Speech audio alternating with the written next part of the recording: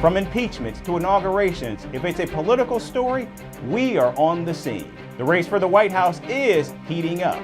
Kamala, you're fired! I say, bring it on. If it's breaking news, we're live with the latest coverage. From the White House, the State Department, and Capitol Hill, we know the issues, but above all, we know the players to bring you the latest in-depth analysis on all the key stories that we're covering. I'm Eric Ham. Join me from Washington here on Firstpost America.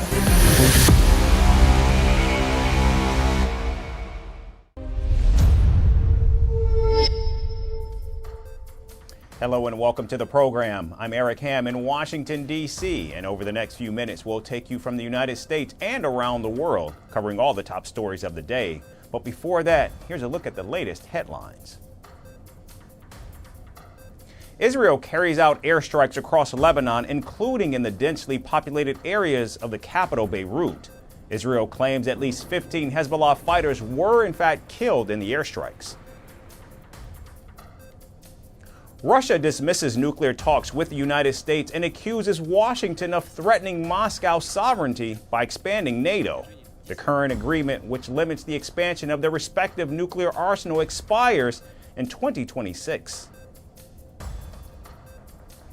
Vice President Kamala Harris meets victims of Hurricane Helene in Augusta, Georgia. The vice president also met county officials and first responders and assured them of more federal support. Mexican soldiers shoot and kill at least 6 migrants that were heading to the U.S. border. Another 10 migrants also suffered gunshot wounds after they tried to evade a military checkpoint. And the East African nation of Rwanda reports at least 11 deaths and 36 cases of the highly fatal Marburg disease. Rwanda's government begins vaccine trials as it suspects another 410 people have contracted the deadly virus.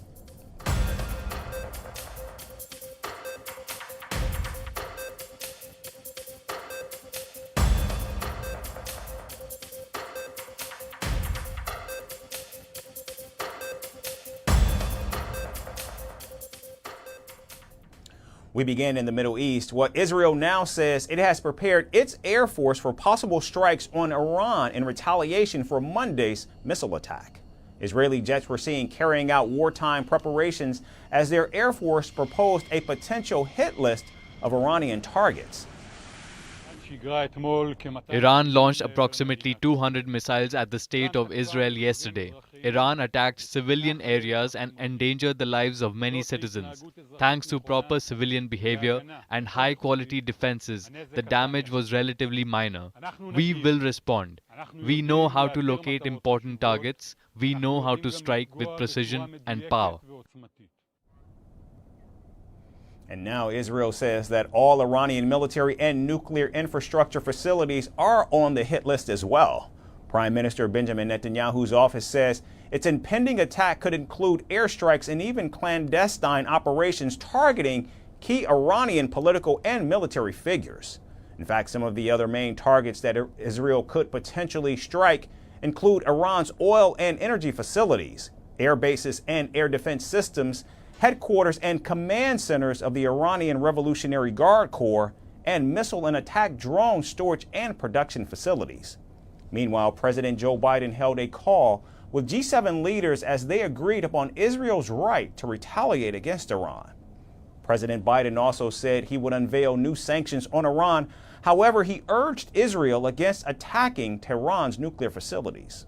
Yes, look, I called a meeting of the G7 today. We're working on a joint statement all of us agree on, from Japan to France to Germany to etc. And what we're doing in that regard is we're making it clear that there are things that have to be done. And it's obviously Iran has gone way it's way off board. We'll be discussing with the Israelis what they're going to do, but all 7 of us agree that they have a right to respond, but they should respond in proportion. Now, with Washington's green light, Israel has shared its retaliation plan against Iran with the Biden administration. Meanwhile, Iran has warned both Israel and the United States that an Israeli attack will draw a much larger response from Tehran. The security of the region is the security of all Muslims, and we do not want any war or bloodshed. Since I assumed the presidency, every speech I've made has emphasized our quest for peace and security. No nation or region can prosper in the midst of war. We were left with no choice but to respond. If Israel decides to retaliate, then it will face harsher reactions. As tensions continue to escalate, the United States is sending thousands of U.S. troops to the Middle East, along with more warships and fighter jets, as Washington vows to defend Israel at all costs. And here in the United States, nearly 50,000 dock workers continue their strike as shipments remain halted at East Coast and Gulf Coast ports. The strike has seen goods from automobiles to food and clothing piling up in containers at 36 ports stretching from Maine to Texas. Now, these workers went on strike against the U.S. Maritime Alliance, or the USMX, on Tuesday after months of stalled contract negotiations. The International Longshoremen's Association, which is the largest union for maritime workers on the East Coast, seeks salary hikes, better working conditions, and job security amid growing automation. The ILA is fighting for respect, appreciation, and fairness in a world in which corporations are dead set on replacing hardworking people with automation. Employers push automation under the guise of safety, but it is really about cutting labor costs to increase their already exceptionally high profits. Our fight is with these foreign-owned carriers that have made billions of dollars on the backs of longshore men and women for too long. We're gonna fight this thing until we get the contract we deserve. We're not looking for more than we deserve. We're just looking for what we deserve. However, the lack of progress in negotiations has raised concerns among those reliant on these ports for business. According to a J.P. Morgan analysis, the ongoing strike could cost the American economy around $5 billion every single day that workers are in fact on strike. Experts say the strike could spike the prices of automobiles, furniture, food, and several other consumer goods. And the United States could tip into recession if the strike lasts for more than a month. It starts off very low, relatively low. So, we have an economy that's $29 trillion in GDP, nominal GDP. So the initial impacts are in the tens of millions. Then we move to the hundreds of millions, on a daily basis. Then eventually you start getting to the billions, and then you get to the multiple billions. Now, following the strike, the USMX has said that it's proud of its offer of a nearly 50% wage increase to the union. The group also said that it would like the labor union to come to the table for a face-to-face negotiating session. But the workers' union says that the current offer simply does not address their issues, which they've been facing for years now. Meanwhile, the White House has sided with dock workers, saying they deserve better wages and working conditions. We are urging USMX to come to the table with a fair proposal.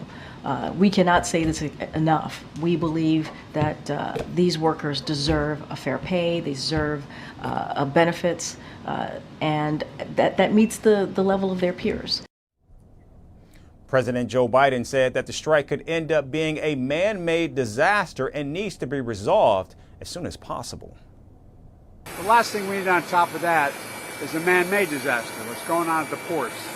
We're getting pushback already, and we're hearing from the folks regionally that they're having trouble getting product they need because of the port strike. And look, there's a consortium of basically 6 owners that control all the ports from all the way to the East Coast down around the Gulf. And they've made incredible profits, over 800% profit since the pandemic. And the owners are making tens of millions of dollars from this. The last thing they need is to profit off of this. It's time for them to sit at the table and get this strike done. Now, political watchers are saying that the port strike could in fact be the October surprise, as it threatens to unleash economic chaos in the United States just weeks away from the U.S. presidential election. And now moving to the Caribbean, the Dominican Republic has announced a plan to deport up to 10,000 undocumented migrants per week to its conflict-hit neighbor, Haiti. The government says the decision has been taken after noticing an excess of Haitian migrants living illegally in the country. A protocol will be established for illegal immigrants and their assisted return, guaranteeing dignified conditions and in collaboration with the Haitian authorities. The expulsion plan comes even as the United Nations has urged countries, including the Dominican Republic and the United States, not to deport Haitian migrants. The mass deportation would mark a significant growth in expulsions after more than 200,000 Haitian migrants were forced to return to their nation last year.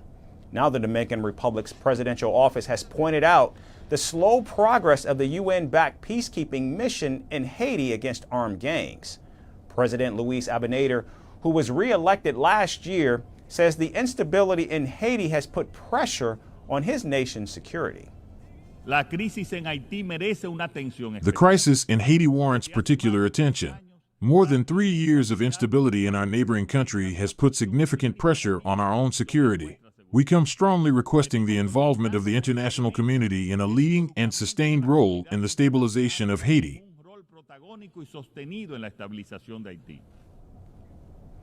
Now, it's important to note that this is not the first time that the Dominican Republic has taken a tough stance against migrants from Haiti. In fact, last year, the country accounted for 96% of Haitian nationals deported from around the globe. The Dominican Republic also closed border crossings with Haiti, citing a canal conflict. In fact, President Abinader was re-elected after he promised to build a border wall with Haiti, an idea he first floated in 2022, taking inspiration from former U.S. President Donald Trump. As the Dominican Republic hardens its stance on its neighbor, severe hunger now affects nearly 6 million people in Haiti, as armed gangs continue to expand their presence around the capital. And staying on the subject of immigration, in Canada, major changes are on the horizon. The government is tightening rules for spouses of students who want to work in the country while their partners pursue educational advancement. With plans to cut more than 100,000 of these spousal work permits, Ottawa will make exceptions for highly skilled students and workers in select fields. Here's our story with more. Canada is gearing up for a major shakeup in its immigration policy, one that is set to impact international students and their families in a big way. Over the next 3 years, the country plans to cut more than 100,000 spousal open work permits, drastically limiting who can come to Canada to work while their spouse studies. So if you are an international student or thinking about becoming one, these changes could be a game changer. Because Immigration Minister Mark Miller has outlined a clear goal: fewer work permits for the spouses of international students, with new rules targeting specific advanced degree programs. Meaning, if you are pursuing a master's degree, your spouse may no longer be eligible to work unless your program is at least 16 months long. Now, with the implementation of new rules, the focus is shifting towards highly skilled students in specific fields. Earlier this year, Canada signaled that only spouses of students in doctoral or select master's programs at designated learning institutions would qualify for work permits. Even some undergrad programs in high-demand areas will be spared. But for most students, the landscape is tightening. Moreover, these changes are part of a broader strategy to reshape Canada's immigration system, which is straining under the pressure of record numbers. More than 2 million temporary residents arrived in 2023 alone, and the government wants to reduce that to 5% of Canada's population by 2026, down from the current 6.5%. Though it's a bold move, it also signals a pivot away from the pandemic-era immigration surge that aimed to fuel the economy. And that's not all. Canada's study permit system is also evolving. Though masters and PhD students won't be affected by the study permit cap in 2024, in the coming year they will be part of the new quota. In fact, 12% of the 437,000 study permits will be capped for the following year. While no official date has been announced for these restrictions on the spousal open work permits to kick in, the clock is ticking for those hoping to bring their spouses along to Canada, because the Trudeau government is also about to reveal its immigration levels plan on the 1st of November. The plan for the first time will include specific targets for temporary residents over the next 3 years. With these new policies, what's clear is that Canada is tightening the reins on its immigration system in response to a booming influx of students, workers and families. For those hoping to study or work in Canada, the rules are changing fast, and the future of immigration looks a lot more selective. And finally, to the UK, Prime Minister Keir Starmer is facing backlash after accepting gifts worth thousands of dollars, including Taylor Swift tickets and luxury clothes for his wife. While Starmer has now paid for some of the gifts, the scandal has spiraled out of control as peers in his government have also taken gifts from donors. Our final report explores this growing issue of gifts and giveaways in British politics. Britain has a long history of taking things that don't belong to them. Remember the Kohinoor diamond? It's a glittering symbol of colonial plunder. Well, it seems that old habits die hard, because the British Prime Minister, Keir Starmer, is caught in a storm over freebies. The man in charge of the country apparently borrowed tickets to see Taylor Swift and rent his wife's wardrobe for London Fashion Week. Yes, you heard that right. He's paying back more than £6,000, which is nearly about $8,000 worth of gifts and hospitality. However, the British Prime Minister has drawn the line at football tickets. After all, being the Prime Minister of a country comes with perks, and he needs a VIP box for security reasons. Starmer's impressive list of returned goodies include 4 Taylor Swift tickets worth $3,600, and he even coughed up over $2,500 for a day out at the Doncaster races. But his generosity doesn't stop there. Over $1,000 was repaid for his wife Victoria's rented fashion ensemble and an hour of hair and makeup. After making his wife happy, the British Prime Minister went on a shopping spree and bought clothes and glasses worth around $44,000 from Labour peer and donor Wahid Ali. Starmer, however, didn't just stop at fancy suits. He also borrowed the keys to Ali's $2.37 million penthouse during the election campaign. The reason? To protect his son from pesky journalists while the kid studied for his senior secondary exams. Now, after creating a lot of ruckus and happily enjoying all the freebies, the British Prime Minister has now vowed to overhaul the rules on freebies for ministers, presumably to stop future leaders to enjoy the perks he once had.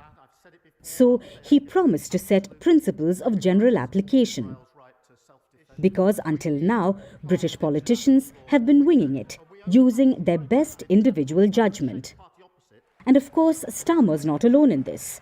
Angela Rayner, the Deputy Prime Minister, was recently hosted at a DJ booth in Ibiza. The hospitality valued at a modest $1,000. Feeling a bit FOMO, Foreign Secretary David Lammy also enjoyed a Spurs vs Arsenal match complete with hospitality to the tune of $3,000. Because why settle for standing in the bleachers when you can have luxury seating? In the grand scheme of British history, the Prime Minister accepting a few £1,000s in freebies might seem trivial. After all, it's not exactly stealing the Kohinoor, is it? But it sure does add a modern twist to Britain's rich tradition of taking things that aren't quite theirs. That's all we have time for today. We certainly thank you once again for tuning in. We hope to see you right back here again tomorrow. Thanks again for watching, everyone.